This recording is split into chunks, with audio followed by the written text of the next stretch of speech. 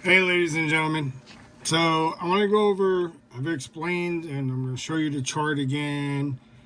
And I'm just trying to explain to you guys the understanding of the thickness. And when you're asking a system to do something for you, you got to make sure that you build it right so you don't waste any energy or storage or, burn up wires or create heat in the lines or, just to build it so it works forever, right? Pretty much. Nothing you did, but the pump failed itself, is my point. So you have the reels ask for 35 amps. The Delavan surge at 35 amps. So you have to build it for the surge. Okay. I usually say we add 125, right, to 150% over the surge. Okay. The reason for that is the room. But that's just explaining it. But I'm going to show you on the chart. So we're looking at the 35 amps. This is why I tell you guys, you need a 1% drop. If you're asking for a system that's independent, you have to build it so it works the best for you. So you don't want to build a 5% drop because every time you come on and off the gun, you're going to get lower voltage at the pump, which means you're going to waste tons of energy, which means you're ripping yourself off. You built a system that's not getting the full potential out of it. So we're going to look at some numbers, and I'm going to show you at 35 amps. I ran it at 35 amps. This is at 12 volts at the battery. This is 35 amps. This is 5 feet of wire because 5 foot of power, 5 foot of ground. I used, which is what everybody's doing, this is the worst thing to do right here. This should not be 5%. This should be 1%. I'm going to show you that. I have it printed. But here's the problem. 5% drop means that you're allowing a 5% loss from the battery to what you're asking at the pump. So that means if you're at 12 volts over here, if you use 10 gauge, you're only going to get 11.65 at the pump. This is the problem. Now, let's go even further. When you come on and off the gun and it's priming up, this is going to hurt that pump even more because you're getting a 5% drop. Okay?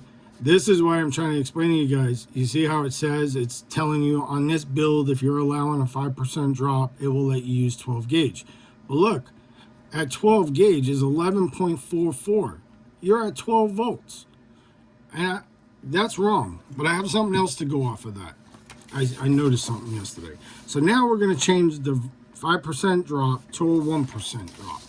This is knowing how to build, guys. So now look at your numbers. You see all them check marks disappeared? The system does this by itself. I don't do this. I give you the website to go. So if you're at a 12 volt at 35 amps, 5 and 5, but we changed it to a 1% drop, okay? All these numbers go away. Now do you see where we're at? Because it's allowing a 1% drop. So if we were at 12 volts, which we would be a lot higher, but if we're using just flat number, 12 volt, but at the pump, if you use 4 gauge, it's saying you will have 11.9 and change at the pump. But when you come on and off the gun, that's where on the smaller wire, you'll hear your pumps like stutter when it's getting up to PSI.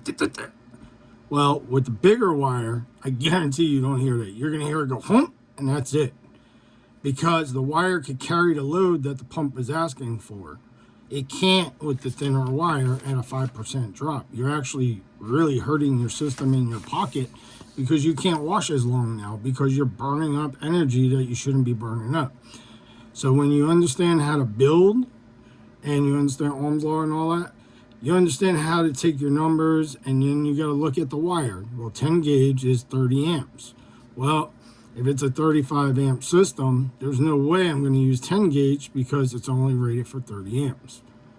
I need 35 amps, not 30 amps. So that means I have to go to at least 8 gauge, correct? But then I got to figure out how many feet. You know, if it's bigger or shorter, it could change the numbers. So this is understanding how to build, Okay, you run your numbers. It's always going to tell you the bigger is the better, right? The bigger the better, of course, right? So you get no loss at all. But we're not going to run this. I mean, we understand that's kind of crazy, but as a builder, I could see it. But as a personal guy, he's going to go somewhere in, maybe 2 gauge or 4 gauge, which is fine. But you can't use 12 gauge or 10 gauge because you guys are just ripping yourself off on the battery. You're wasting so much energy.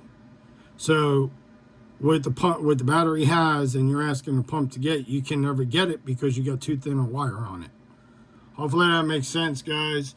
If there's anything else I can help you with, it's the same thing as your pressure washer.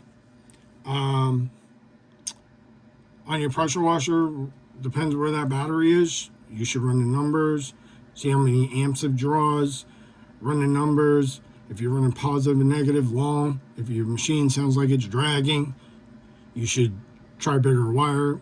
It probably will turn over better. But other than that, I can't think of anything else on that. I wanted to make sure I showed you this is your biggest problem out here. Nobody understands the drop and why the drop needs to be a 1%. 5% is no good. So, all right, thank you so much. If there's anything else I could do, please let me know. Have a great night.